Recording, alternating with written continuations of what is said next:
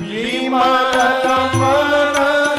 जेहि ध्यावहि कहि नेति निगम पुराण आगम जासु कीरति गावहि सोई राम व्यापक ब्रह्म कायपति माया धनी अवतरे अपने भगत हित निज तंग ललित रघुकुल मणि अवतरे अपने अवतरे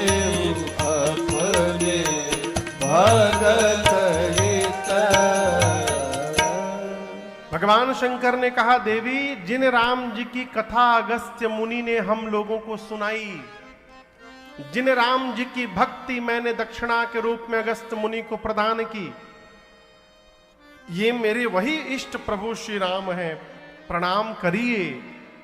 सती मैया मानने को तैयार नहीं है। अंत में देहा दर्शन करिए, शंकर जी 3-4 बार केवल समझाएं। जिसको समझना होता है ना 3-4 बार में ही समझ जाता है।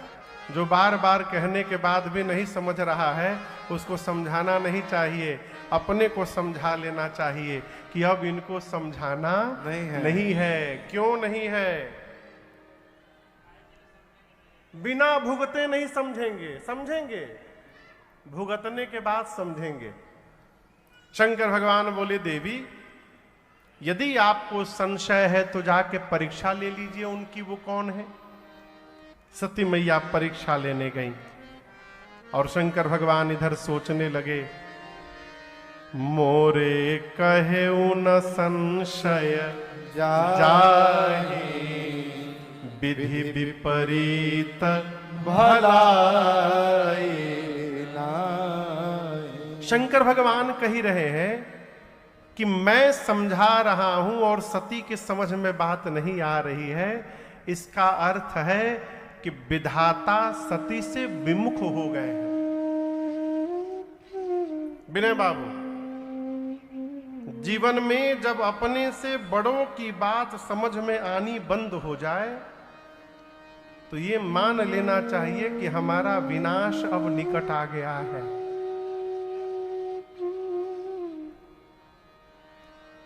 भगवान शंकर बट वृक्ष के नीचे बैठकर भजन करने लगे। सती मैया परीक्षा लेने चली राम जी की। पुनि पुनि हृदय विचार करी धरि सीता कर। सती मैया बार बार विचार करती है, कैसे परीक्षण करूंगी उनकी, क्या करूं कि परीक्षा हो जाए। फिर सोची, वो अपनी पत्नी सीता को ढूंढ रहे हैं। मैं काम करती हूं, मैं सीता जी का रूप बनाकर उनके सामने चली जाती हूं। यदि वो भगवान होंगे तो जान जाएंगे कि ये सीता नहीं सती है। मैं जानती हूं भगवान नहीं है, जैसे मुझे देखेंगे सीते सीते कह के दौड़ के चले आएंगे। सीता मैया का रूप बना करके राम जी लक्ष्मण जी चल रहे थे, आगे आगे चलने लगे। अभी राम जी को छोड़िए, लक्ष्मण जी ही देखते पहचान गए कि नकली भाभी। लक्ष्मण भैया बोले, अरे ये तो मेरी भाभी नहीं, ये तो नकली भाभी है। नकली भाभी क्यों? लक्ष्मण जी जानते थे कि मेरी भाभी सीता जी कभी राम जी के आगे आगे नहीं चलती थी, वो हमेशा राम जी के पीछे पीछे चलती थी, और ये नकली बनकर के आगे आगे चलने लगी। लक्ष्मण जी बोले, no no, she is not my bhabhi, ये तो नकली भाभी है। राम जी ने देखा तो राम जी अपने दोनों हाथों को जोड़े और सती मैया को देख करके राम जी बोले, मैं दशरथ नंदन राम आपको प्रणाम करता हूं। अकेले कहां घूम रही है मां, बाबा कहां है? जैसे राम जी ने कहा, कहे वो बहोरी कहां वृषकेतु। सती मैया का पूरा शरीर कांपने लगा। अरे राम, ये तो भगवान है, मैंने इन पर संशय कर लिया। अब क्या मुख लेकर के मैं वापस जाऊंगी बाबा के पास। सती मैया बिना कुछ कहे शंकर भगवान के पास गईं और बाबा भी मुस्कुराए, कहे ले आई परीक्षा करके, ये बताइए कैसे परीक्षण किया आपने, विधि बताइए। सती मैया तो सत्य बताना चाहती थी, लेकिन आपको बताऊं जिस माया का रूप बनाया था ना सती मैया ने, उसी माया ने मां के ऊपर अपना आसन जमा लिया और सती मैया के मुख से असत्य निकल गया। मां कहती है कछु ना परीक्षा लीन गोसाई, कछु ना परीक्षा लीन गोसाई, कीन्हा प्रणाम तुम्हारे हिनाई, कीन्हा प्रणाम तुम्हारे हिनाई। तब शंकर देख्यो धरि ध्याना, तब शंकर देख्यो धरि ध्याना, सती रुके सब जाना, सती जो कीन्हा चरित सब जाना, सती जो कीन्हा चरित सब जाना। सती मैया ने असत्य कह दिया, प्रभु मैंने कोई परीक्षण नहीं किया। शंकर जी बोले फिर क्या करने गई थी? मां ने कहा जो आपने किया, जैसे आपने दूर से उनको प्रणाम किया था, मैं भी दूर से ही प्रणाम करके चली आई। बाबा मन में सोचे इम्पॉसिबल, हो ही नहीं सकता। इतना समझाया मैं, समझ में बात नहीं आई, रास्ते में अपने आप समझ गई। शंकर भगवान ध्यान में गए और ध्यान में जाकर बाबा ने सब देखा। क्या देखा? सती कीन्ह सीता कर वेसा। जैसे बाबा ने देखा कि सती ने मेरी मां का रूप बना लिया है, बाबा को बड़ा कष्ट हुआ। लेकिन यहां एक बड़ी अद्भुत बात है। अच्छा आप बताओ सती मैया का दोष है कि नहीं है? कहिए पूछ रहा हूं, बोलिए। लेकिन शंकर जी सती मैया का दोष नहीं मानते। शंकर भगवान मन में कही रहे हैं कि मेरी सती मेरे से झूठ नहीं बोल सकती, लेकिन आज इन्होंने कहा है, इसका क्या मतलब? बाबा कहते मैं जानता हूं मेरी सती ने मुझसे झूठ नहीं कहा है, ये राम जी की माया ने मेरी सती से झूठ कहलवा दिया है। प्रेरी सती ही जही झूठ कहावा। इतना कुछ होने के बाद भी भगवान शंकर मां सती का अपराध नहीं मानते। ये प्रसंग कह रहा है कि जिसके साथ जीवन भर संबंध का निर्वाह करना है, उसके भीतर दोष देखना बंद किया जाए। जिस संबंध का कोई ऑप्शन नहीं है, कोई विकल्प नहीं है, वहां कमी ना देखी जाए। कमी नहीं देखेंगे न हो तो संबंध जीवन भर बना रहेगा। कमी दिखाई देने लगेगा तो संबंध शीघ्र ही समाप्त हो जाएगा। शंकर भगवान कहते मेरी सती का दोष नहीं है, ये राम जी की माया ने झूठ कहलवाया है। लेकिन समस्या क्या है? शंकर भगवान मन में सोचते हैं जब जब सती दिखाई पड़ेंगी तब तब मुझे याद आएगा कि सती ने मेरी मां का रूप बनाया, और जिनको देखने से मां याद आएगी उसके साथ मैं गृहस्थ धर्म का निर्वाह कैसे करूंगा। और ऐसा द्वंद आया कि भगवान शंकर ने उसी समय मन में संकल्प करके और सदैव के लिए सती मैया का त्याग कर दिया। एहि तन सती भेट मोय नाहि, एहि तन सती भेट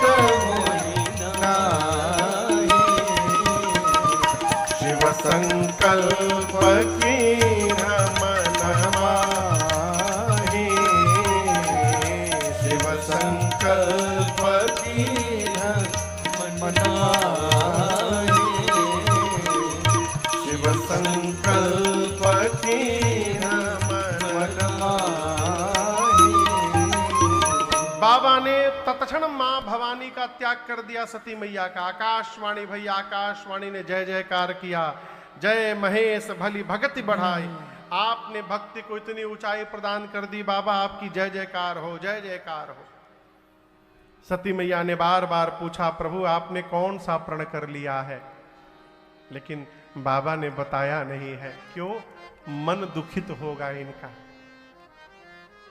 जानते हैं घर परिवार में ना कई लोग ना हरिश्चंद्र जी वाली टोपी पहन के बैठे हैं। उनका काम है कड़वा बोलना, और कहते हैं, बाद में पूछिए इतना कड़वा काहे बोलते हो? बोलते सत्य कड़वा होता है महाराज, हम सत्य बोलते हैं, सत्य कड़वा होता है। क्यों?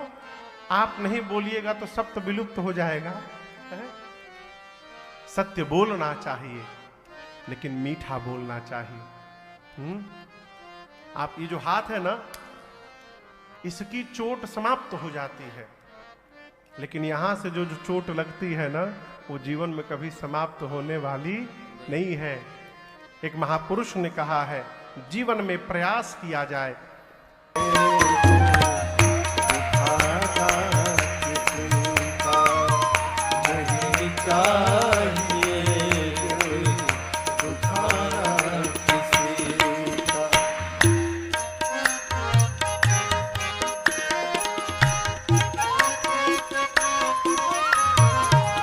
कई लोग मिलेंगे आपको 10 रोटी खा करके आएंगे, 10 रोटी, घर में आकर कहेंगे पनीर वाली सब्जी में नमक थोड़ा कम था। अरे नमक कम था तो 10 रोटी पा लिए। ये क्या है? केवल कमी निकालना। जहां जाते हैं वहां से कमी निकाल के आते हैं। कोई भी मिल जाएगा, है तुमको बोलने नहीं आता, तुमको बैठने नहीं आता, तुमको चलने नहीं आता। कमी देखने का टेंडर मिला है क्या आपको? है? साधक कहता है, पहले तो हम अपने आप को संभाले, पहले तो हम अपने आप को संभाले, हक नहीं हमको बुराई औरों में निकाले, हक नहीं हमको बुराई औरों में निकाले।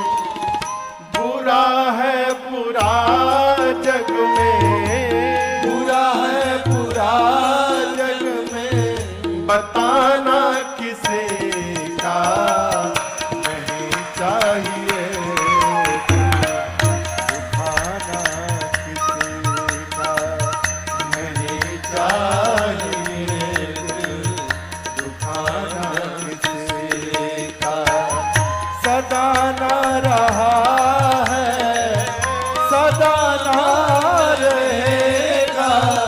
जमाना किसी का नहीं चाहिए, दुखाना किसी का नहीं चाहिए, दुखाना किसी का, दुखाना किसी का, दुखाना किसी का। जीवन में भूल कर भी कभी किसी के मन को नहीं दुखाना चाहिए। मन पे बात लग जाई हो, कहते हैं गोली का घाव भर जाए, बोली का घाव नहीं भरता जीवन में कभी। है? मां सती बार बार पूछती हैं, प्रभु आपने कौन सा संकल्प कर लिया? भगवान शंकर जानते हैं बताऊंगा तो इनको दुख होगा, इसलिए मैं बोलूंगा नहीं, अपने व्यवहार से बताऊंगा कि मैंने आपका त्याग कर दिया है।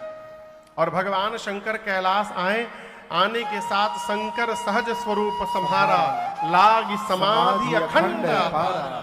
बाबा अखंड समाधि में प्रवेश कर गए। समाधि जानते हैं ना, कितने दिन समाधि में रहे पता है? 87,000 वर्ष। अंग्रेजी में कहें तो 87,000 ईयर्स। इतने दिन बाबा समाधिस्थ रहे। 87,000 वर्ष बाद बाबा जब समाधि से बाहर आए, राम नाम शब्द का उच्चारण किया है जगने के बाद, मां सती समझ गई कि बाबा जग गए। दौड़कर मैया ने जाकर वंदन किया है। बाबा ने सामने बिठाया सती मैया को।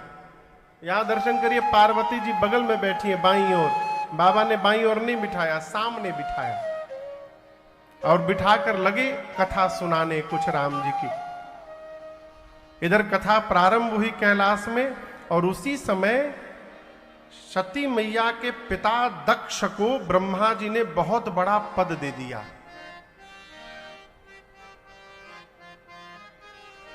दक्ष ऐसे अद्भुत जीव है कि वो अपने दामाद भगवान शंकर को ही शत्रु मानते थे, उनसे जलते थे, चिढ़ते थे।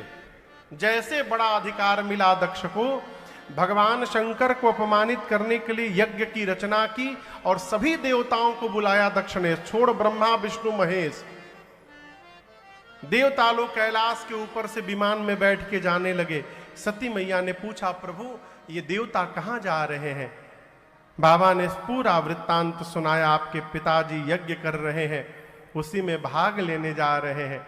मां ने कहा, प्रभु पिता भवन उत्सव परमा, जो प्रभु आयसु होय, तो मैं जाऊं कृपा यतन, सादर देखन सो। शंकर भगवान से मां ने कहा, प्रभु यदि आज्ञा हो जाए तो मैं भी दर्शन करने चली जाऊं पिताजी के घर। शंकर भगवान ने कहा, देवी आपने तो अच्छी बात कही है, लेकिन हम आपसे एक बात कहें, आपके पिताजी ने हम लोगों को बुलाया नहीं है। मां ने कहा, पिता के घर तो बिना बुलाए जाते हैं प्रभु। शंकर भगवान बोले, देवी केवल पिता के घर नहीं, 4 जगह बिना बुलाए जाना चाहिए। पिता के घर, सदगुरु के घर, स्वामी के घर और अपने मित्र के घर। लेकिन देवी यदि अपमानित करने के लिए नहीं बुलाया गया है तो मैं कहता हूं वहां पर जाने पर तहां गए कल्याण न हो। वहां जाने पर देवी कल्याण नहीं होगा। शंकर भगवान फिर मना करते रहे, सती मैया नहीं मानी, तो अंत में बाबा ने मुख्य गणों को लगा करके विदा कर दिया। अब आप कल्पना करिए, माताएं जब अपने पिता के घर जाती हैं तो कितना आनंद रहता है? सारी बीमारी समाप्त। 70 साल की बूढ़ी माई को यदि पता चल जाए कि मैके जाना है कल, न घुटने में दर्द रहेगा, न कमर में दर्द रहेगा, पूरी तबीयत चकाचक आनंद। हाँ,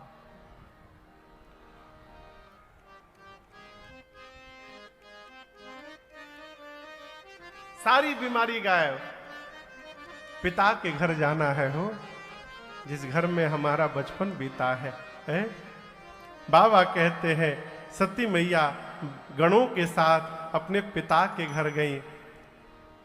पिता भवन जब गई भवानी, पिता भवन जब गई भवानी, दक्ष त्रास काहू न सन्मानी, दक्ष त्रास काहू न सन्मानी,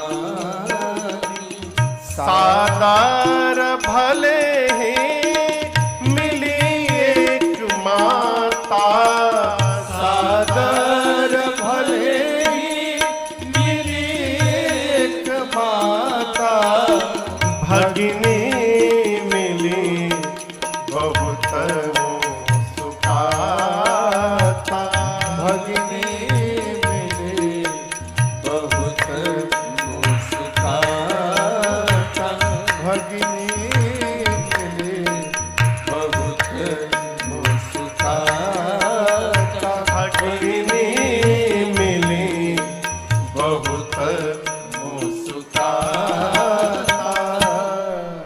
गोस्वामी जी कहते हैं पिता के घर जब सती मैया गई, आपको सुनकर आश्चर्य लगेगा, सती मैया के पिता दक्ष ने पूरे परिवार को यह आदेश दिया था, सती आ गई तो कोई उसकी ओर देखेगा भी नहीं। पिता के घर में बेटी गई, कोई देख नहीं रहा है, कोई हाल चाल नहीं पूछ रहा है, सब मानो त्याग करके बैठे हैं। लेकिन यहां एक बात जीवन भर याद रखिएगा, पूरा जगत आपका त्याग कर सकता है, लेकिन जन्म देने वाली मां कभी त्याग नहीं कर सकती है। जिन सती मैया से कोई नहीं मिला, उसी समय उनकी मां दौड़ करके आकर बेटी को गले लगा ली है। सादर भले ही मिली एक माता, और केवल माता नहीं मिली, सीता जी सती जी की बहनें भी मिली, लेकिन मां अलग ढंग से मिली, बहनें अलग ढंग से मिली। गोस्वामी जी कहते हैं भगिनी, भगिनी माने बहनें, भगिनी मिली बहुत मुस्कुराता, बहनें बहुत मुस्कुराकर मिली। अब आप कहोगे महाराज इसमें क्या दिक्कत है? दिक्कत है, मुस्कुराना ठीक है, बहुत मुस्कुराना ठीक नहीं है। बहुत मुस्कुराना व्यंग हो जाता है। जैसे कोई आपके घर आवे, आप उसका वेलकम करिए, आइए आइए स्वागत है आप आ गए, स्वागतम स्वागतम, ये तो अच्छी बात। कोई आपके घर आवे और आप कहे आप भी आ गए, ये क्या है? नहीं आना था, आना नहीं था बताइए, आ ही गए आप, माने नहीं आना। इसका मतलब आना नहीं था, आप जबरदस्ती आए हैं। बहनें मिली, भगिनी मिली, बहुत मुस्कुराता, लेकिन सती मैया ने देखा ही नहीं। मां मिल गई जहां मिल गया है। सती मैया ने कहा मां, मैं यज्ञ मंडप की परिक्रमा लगाना चाहती हूं। अनुमति लेकर सती मैया परिक्रमा लगाने गई, और परिक्रमा लगाते लगाते मंडप के भीतर दृष्टि गई। क्या देखा? सभी देवताओं का आवाहन किया गया है, छोड़ मेरे पति को। जिस यज्ञ में रुद्र का आवाहन न हो, वो यज्ञ हो ही नहीं सकता। मेरे पति का अपमान मेरे पिता के घर में। सती मैया का पूरा शरीर क्रोध में भड़क उठा। मां ने कहा, हे देवगण मुनिगण, इस मंडप के भीतर बैठकर आप में से जिसने जिसने भी मेरे पति की निंदा की है, अथवा जो बैठकर कान से श्रवण मात्र भी किया है, आप सभी लोगों को आज दंड मिलेगा, कोई नहीं बचने वाला। मर्यादा कहती है, जिस सभा में संत की, शंभु की और श्री हरि की निंदा हो रही है, यदि अपने भुजाओं में शक्ति है, उसी समय निंदा करने वाले की जिह्वा काट दी जाए। यदि शक्ति नहीं है तो कान बंद करके सभा से दूर चली जाइए। मेरे पति केवल मेरे पति नहीं है, शंकर जगत के पिता हैं, और आज इस मंदमती मेरे पिता ने मेरे पति का अपमान किया है। आज के बाद मैं इसकी बेटी के रूप में जीवित नहीं रहूंगी। इतना कह के सती मैया ने दाहिने पांव के अंगुष्ठ से शरीर में योगाग्नि को प्रज्वलित कराकर, और मां ने अपने आप को जलाकर भस्म कर दिया। मां का पूरा शरीर योगाग्नि में जलने लगा, दहकने लगा। नारद जी को पता चला, नारद जी जाकर भगवान शंकर को बता दिए। बाबा को आवेश आया, भगवान शंकर जटा में से केश निकालकर धरती पर पटक के वीरभद्र प्रकट हुए। भगवान शंकर ने वीरभद्र को कुपित करके भेजा, कहा किसी को छोड़ना मत दंड देने से। वीरभद्र आए गणों को साथ में लेकर। सबसे पहले जो यज्ञ के आचार्य बने थे, यज्ञाचार्य की दाढ़ी नोच ली। किसी देवता का हाथ तोड़ा गया, किसी का पांव तोड़ा गया, किसी का आंख फोड़ा गया, किसी का पीठ तोड़ा गया। दक्ष के, सती मैया के पिता दक्ष के सर को वीरभद्र ने हाथ से पकड़ा, घुमाया, धड़ से उखाड़ कर सिर और अग्नि कुंड में ले जाकर यज्ञ की मानो पूर्ण आहुति कर दी। ये बात अलग है कि बाद में शंकर भगवान को बुला करके यज्ञ की रक्षा कराई गई है। यज्ञ नारायण स्वरूप है ना। और आपको बताऊं, दक्ष का सिर तो अग्निकुंड में जल गया, तो बाद में बकरा जानते हैं, बकरे का सिर लगा करके, हाँ आजकल लीवर ट्रांसप्लांट होता है, हार्ट ट्रांसप्लांट होता है, किडनी ट्रांसप्लांट, उस समय हेड ट्रांसप्लांट हुआ। बकरे का सिर लगाया गया दक्ष के सिर पर, धड़ पर, और उनको पुनर्जीवित किया गया। आपको एक बात सुनकर बड़ा आश्चर्य होगा, शंकर भगवान आ खड़े थे, दक्ष जब जीवित हुए तो शरीर मनुष्य का, सिर किसका हो गया? बकरे का। बोलिए। अब बकरे का सिर होने के बाद बकरा अब बोली बदल गई हो। अब जैसे बजा वो बोले, भगवान शंकर हंस दिए, बाबा ठहाका मार के हंसे, अरे मेरे ससुर जी की तो पूरी बोली बदल गई हो। भगवान शंकर के गण देखे कि बाबा इस प्रकार के साउंड से प्रसन्न हो जा रहे हैं। तब से लेकर आज तक भगवान के भगत जो है, शंकर भगवान के भगत, मंदिर में जाने के बाद, पूजा करने के बाद गाल बजाकर बाबा को प्रसन्न करते हैं, और तब से सरकार ये गाल बजाने वाली प्रथा बन गई। सती मैया ने शरीर का त्याग किया है, लेकिन आपको बताऊं, शरीर त्यागने से पहले सती मरत हरिसन बर मांगा, सती मरत हरिसन बर मांगा, जन्म जन्म शिव पद अनुरागा, जन्म जन्म शिव पद अनुरागा, यही कारण हिमगिरी गृह जाई, यही कारण हिमगिरी गृह जाई, जनमी पाए